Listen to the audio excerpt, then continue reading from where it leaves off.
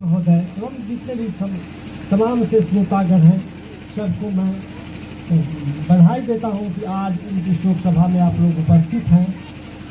मित्रों, स्वर्ग नरक के चक्कर में बुद्धि हुई हैरान और पूर्वज को पता न चल सका, मिट गए नाम निशान।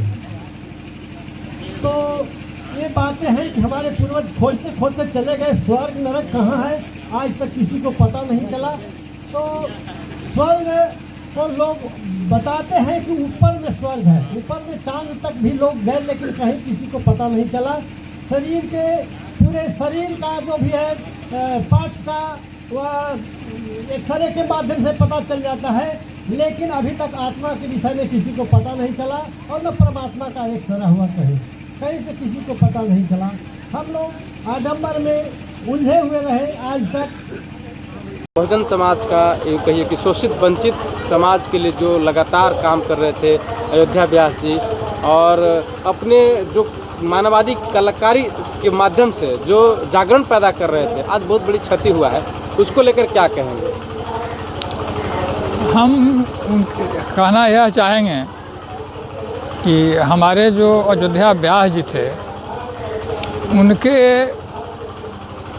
सुरीली आवाज़ में इतना आकर्षण था और कम पढ़े लिखे होने के बाद भी आंसू कवि की क्षमता थी उनमें कि समसामयिक जिस तरह की घटनाएं घटती, जिस तरह का माहौल होता, उसके अनुकूल कविता बना कर के बजाबते लय में सुरीली आवाज़ में प्रस्तुत कर के आम लोगों को आकर्षित करना, मनमोहित कर के अपने रास्ते पर लाने में वो सक्षम थे, जो आज बहुत बड़ी क्षति हुई है।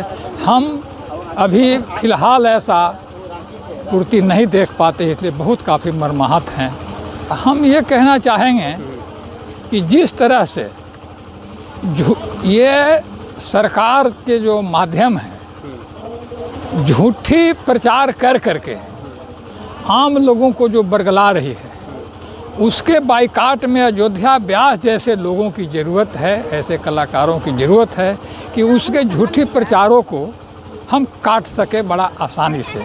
जिस तरह से जी बिल्कुल, जिस तरह से आज ढिंढोरा पीटा जा रहा है कि देश में मोदी जी, नीतीश जी बहुत विकास कर रहे हैं, तो उसके संबंध में हम कहना चाहेंगे कि कोयला तौलने वाला बटखारा पर क्या सोना तौला जा सकता है।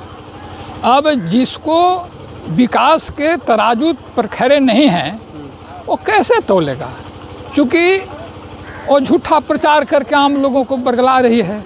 जैसे विकास के लिए सबसे पहला जनतंत्र में, लोकतंत्र में जो समता, स्वतंत्रता, बंधुता, ईमानदारी का जो विकास होना चाहिए, आज सब कोई क्या विकास हुआ है? ह्रास हुआ है। तो देश का विकास कैसे होगा? जब लोकतंत्र का ह्रास हुआ है तो विकास नहीं, विनाश हुआ है, झूठी प्रचार की जा रही है। दूसरा पैमाना है विकास का, शिक्षा का, कि जो शिक्षा जो दी जा रही है केवल क्लर्की की शिक्षा दी जा रही है, मानवता की शिक्षा नहीं दी जा रही है। तो दूसरी बात है कि शिक्षा का जो बजट जो हो रहा है लगातार घट जा रहा है। शिक्षा के विकास के बारे में ढिंढोरा पीटा जा रहा है, झूठी प्रचार किया जा रहा है, आम लोगों को बरगलाया जा रहा है, जो बिल्कुल गलत है। चूँकि आप देख सकते हैं कि सरकार के जो आंकड़े आ रहे हैं, सरकारी आंकड़ा, बजट में हमेशा शिक्षा का बजट घटता जा रहा है। तो जब शिक्षा का बजट घटा रहा है तो ह्रास हो रहा है कि विकास हो रहा है? इस चीज़ को समझाने की ज़रूरत है। तो हमारे अयोध्या व्यास जी के कला में इतनी प्रगति, ये सारी चीज़ों को बहुत आसानी से समझा पाते थे।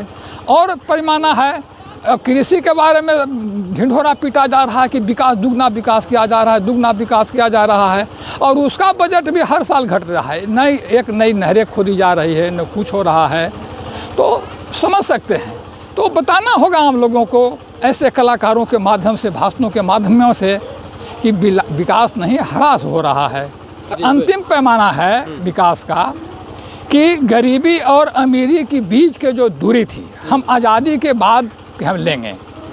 जब आज़ादी के बाद के जो अमीरों गरीबों के बीच की जो दूरी थी, आज जो ये 20 साल की सरकार जो बनी है उसमें गरीबों और अमीरों के बीच की जो दूरी थी घटी है कि बढ़ी है, तो हम देखते हैं कि वो दूरी बढ़ गई है, खाई और चौड़ी हो गई है, तो उसमें भी ह्रास हुआ है। तो इसलिए हर सूरत में ये विकास नहीं ह्रास हुआ है। इस चीज़ को बजाबते आम लोगों को समझाने की ज़रूरत है हमको। इस वजह से हम ऐसे अयोध्या जैसे कलाकारों की ज़रूरत है। आज हम देख रहे हैं कि जब बुद्धिजीवी चाहे जिस पार्टी के जब बैठते हैं तो चिंतन करने के लिए, तो महसूस करते हैं जैसे वामपंथियों का हुआ, माले का थी अधिवेशन 5 दिन हुआ, उसमें सारे वामपंथी जुटे।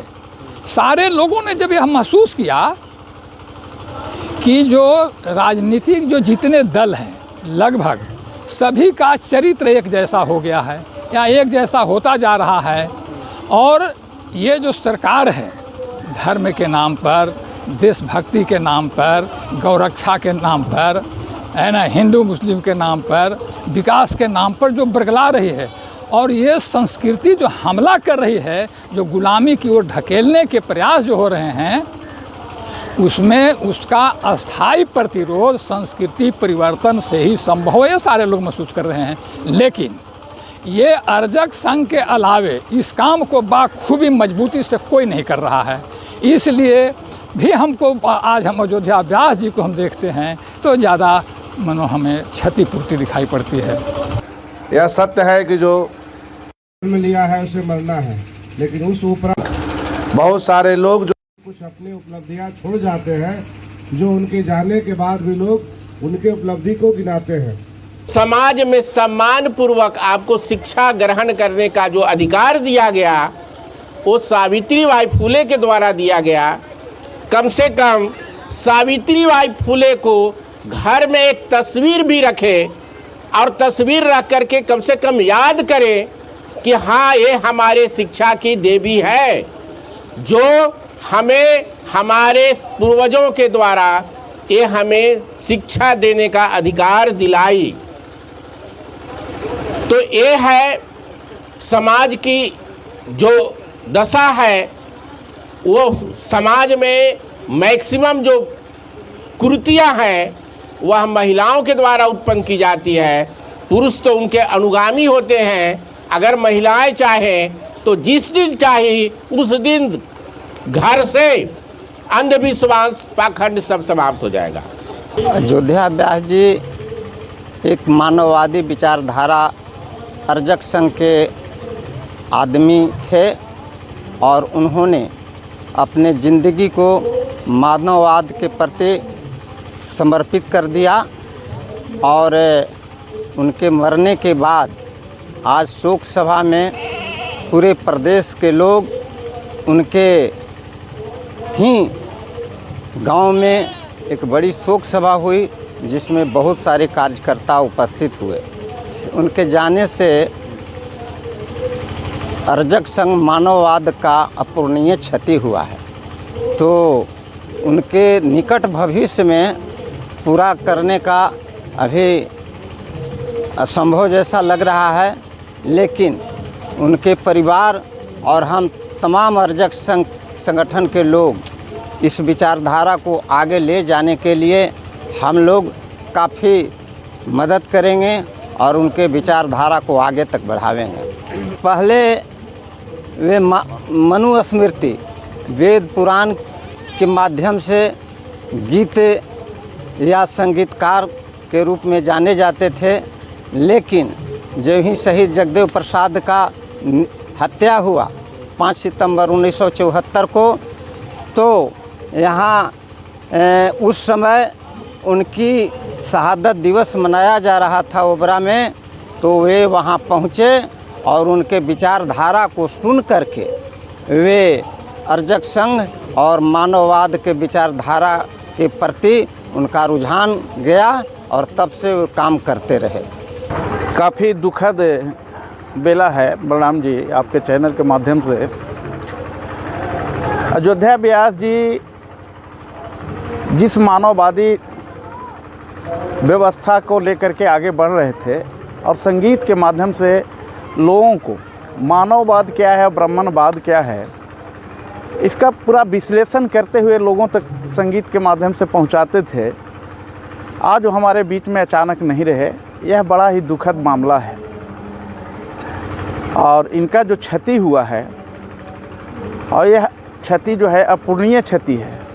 मैं समझता हूं कि निकट भविष्य में अयोध्या जी जैसा संगीतकार जो मानववाद के परचम को फहराने और लहराने का काम कर रहे थे, वह हमारे बीच में नहीं आने वाला है। आएगा भी तो वह समय लगेगा।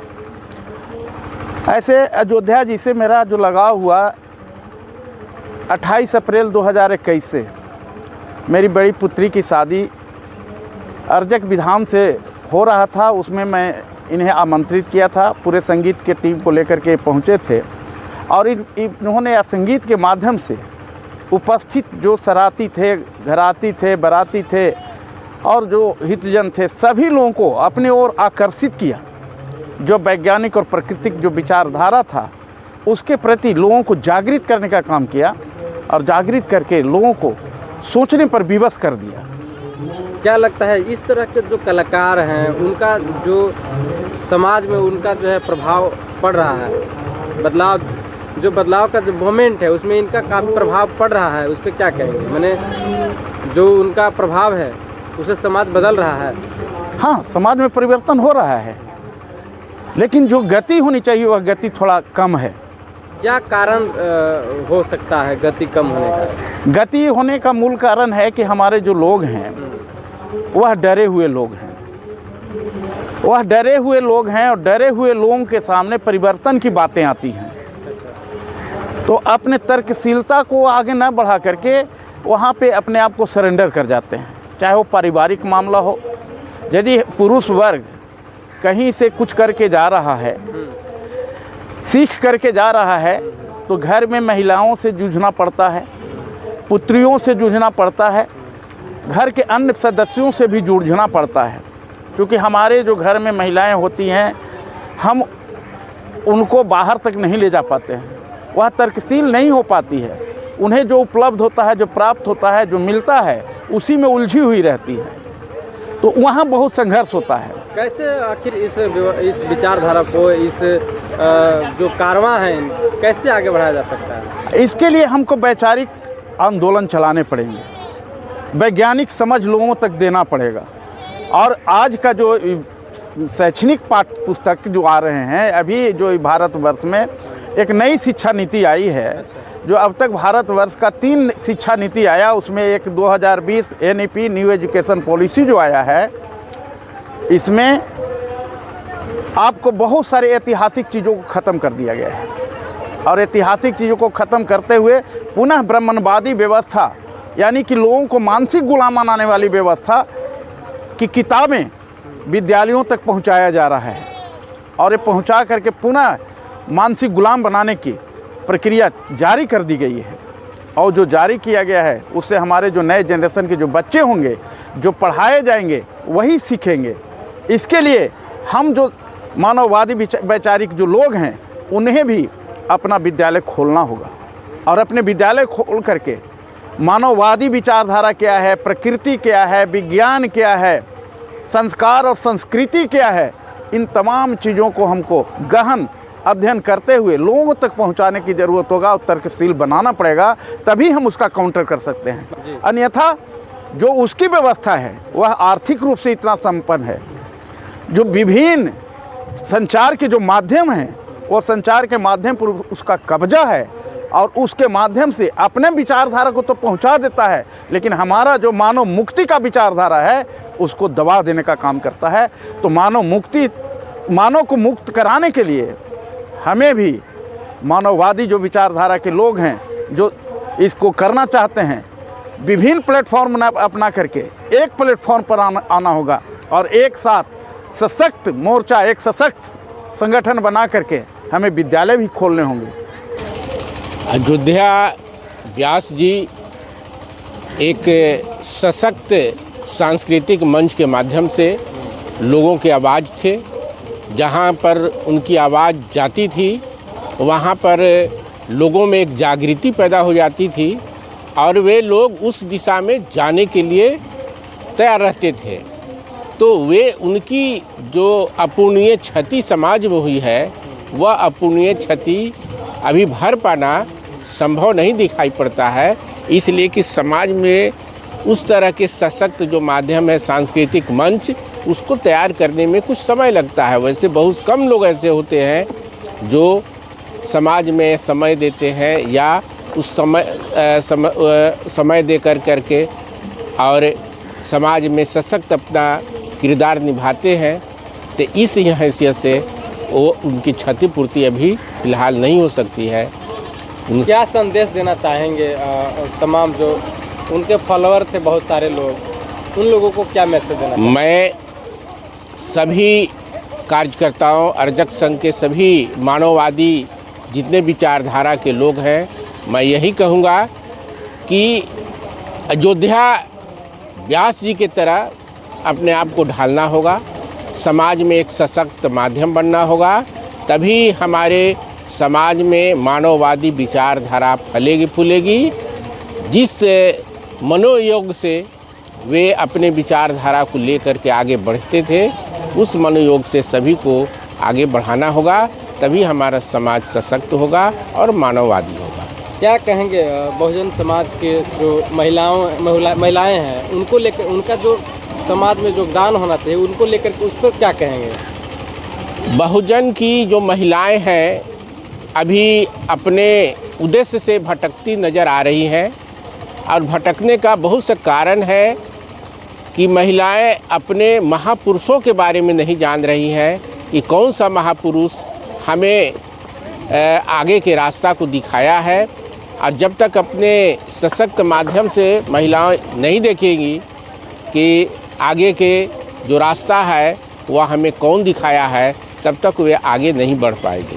सबसे सशक्त माध्यम तो शिक्षा है, लेकिन आज का जो शिक्षा प्रणाली है वह किताबी ज्ञान सिर्फ रह गया है, किताबों में रह गया है। उस तरह की शिक्षा नहीं दी जाती है। ब्राह्मणवादी विचारधारा से ओतप्रोत सभी किताबें आ रही है, मानववादी किताबें नहीं आ रही है। और मानववादी जब तक किताबें नहीं आएगी, जब तक उनकी शिक्षा अधूरी मानी जाएगी, उनका विकास अधूरा माना जाएगा। महिलाएं सबसे पहले उठती है और उठ कर करके बच्चों को साथ लेकर के मंदिर की ओर जाती है। जब वो उठ करके विद्यालय की ओर जाना शुरू कर देगी, बच्चों को विद्यालय की ओर भेजना शुरू कर देगी, तब उनका विकास शुरू हो जाएगा और वे विकास की ओर सतत आगे बढ़ने लगेंगे। क्या लगता है, जिस तरह से आपने कहा कि महिलाएं जो है से मंदिर की ओर जा रही हैं, अगर वो स्कूल की तरफ जाना शुरू करेंगे अपने बच्चों को लेकर के, तो उनका विकास होगा? कैसे संभव है? ये संभव है। महिलाओं में जागृति पैदा करना होगा, सभी को उसमें घर घर जा कर के महिलाओं को, जैसे सावित्रीबाई फुले जो अपने आज से 150 साल पहले उन्होंने एक जागृति पैदा की थी, उसी तरह से कुछ महिलाओं को भी आगे आकर के महिलाओं के बीच में जा कर के उस अलख को जगाना होगा। और जब वो अलख को जगाएंगे तो स्वतः महिलाएं उसी दिशा में आगे बढ़ने लगेंगे और तब हमारा समाज मानववादी सशक्त हो जाएगा और आगे बढ़ने लगेगा। अयोध्या व्यास जैसे आदमी को हम लोग के बीच से चले जाना बहुत ही दुखदाई है, कष्टमय है, और खास करके मानववाद की स्थापना के लिए जो कारवां चल चुका है उसके लिए बहुत बड़ा ठेस है।